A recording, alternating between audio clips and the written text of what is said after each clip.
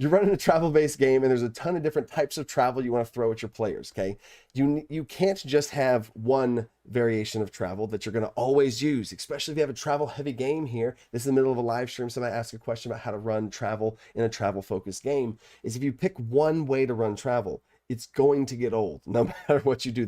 My first time DMing ever, I did a hex crawl. I made this whole map. I drew on it. I got colored pencils, everything. And each hex, I had a secret thing, you know, like who sunk my battleship type situation of what was really there and where they were going. And each day they had free space, all that stuff, right? You can do that, right? But you shouldn't necessarily always do that. Or if you do have a system that is throughout everything, don't have it be overbearing on the entire game and it literally slows the game down in multiple different ways whenever it really shouldn't be as big of a thing. So if you do have an overarching thing that you're putting in your entire travel-based campaign, have it be a setting that's not always overbearing, so that if you want to have a hex crawl system, don't have it be so many hex squares, just have it be larger. Or if they're traveling through places they've already traveled through, let them fast travel, almost like video game style. They unlock places to go, right?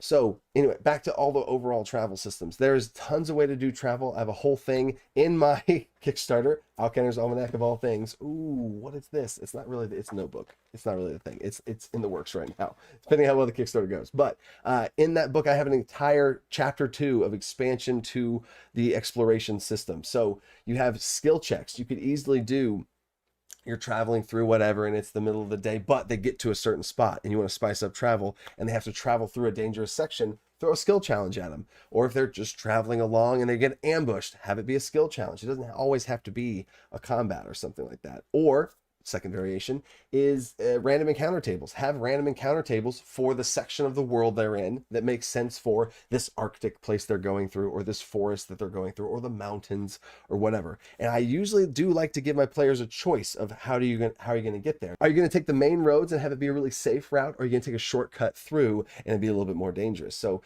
if they take the dangerous route, I'm going to roll differently on the encounter tables. I get into all that there, but have encounter tables ready to be able to have them roll. There's a bunch of different ways you can handle off that. I'm going to be doing a video on that too. I'll put that in the description. But another way is to just run off travel kind of piece by piece and just have it be more cinematic and a more story experience, to where they're like, where are you kind of going? And you meet people along the way. Have pre-written things there that you chose as the dungeon master to put there. Maybe sprinkle in some random encounters, whatever.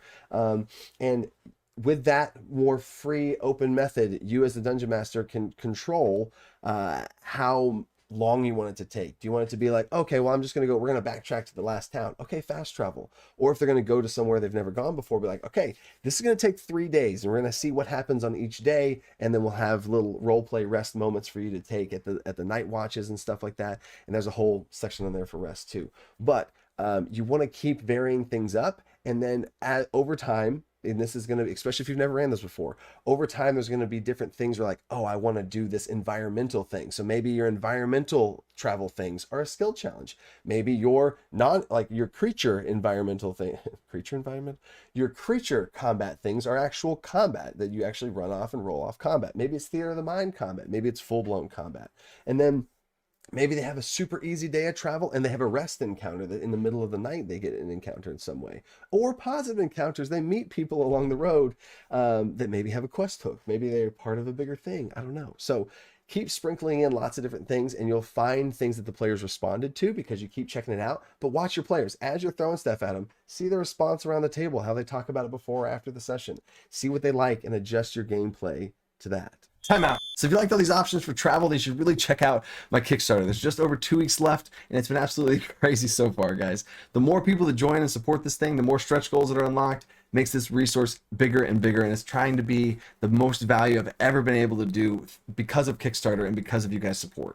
Thank you so much to what it's already grown to, and in there is going to be complete travel, downtime, rest, all these different things for the exploration pillar. And combat has a ton of rules in it to dial up the tactics of your game or the teamwork of your game and have cool combos you can do with your other players. And if we get the stretch goal of math combat, that's going to be absolutely huge. I'm super excited for that. And of course, the social encounter pillar, which I think is the most overlooked in other resources. I'll have a bunch of different rules, which I'm actually going to be doing a video on in about 2 weeks here, right before the Kickstarter closes, on a bunch of different things that you can do in your game to increase social role play between your players and Dungeon Master, all that kind of stuff. Check it out down below because it's only going to be available for a limited time. I think it'll also pop up right here too. But Until next time, stay creative, think outside the box.